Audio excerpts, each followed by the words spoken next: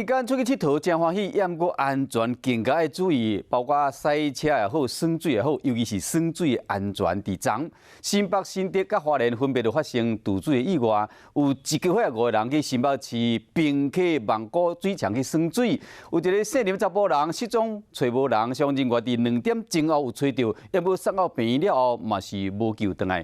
另外伫新竹有2个查甫学生伫内湾的大桥耍水，伊受到较深的所在，阵咧架落去吹着时嘛无开啊。伫花莲秀林乡有一个女学生要跳水消暑，脚一个踏无好踏出去，脚只片面拢磕着伤。看不到底就下潜，看不到底。天气热，想要耍水，真正爱洗衣。一名28岁林姓男子参厝内底人，来到新北市平溪望古瀑布耍水。下晡3点外，林姓男子才互发现人无去，赶紧报警找人，一直到下晡5点才找到人。送医了后，也是救袂活。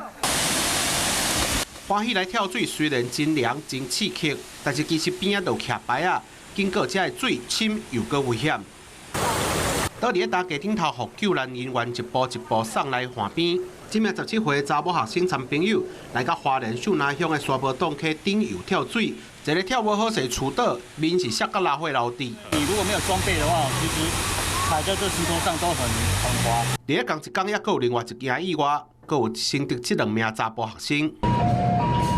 救护车顶头的机器不断做急救，因总共4个人伫咧内湾大桥骹耍水，其中2名查甫学生煞收对水上深的所在，煞来就无看到人。朋友发现了，赶紧叫人来救。救援人员利用跑绳枪将人救上岸，但是2个人伫咧现场已经拢未喘气，赶紧送病院来急救。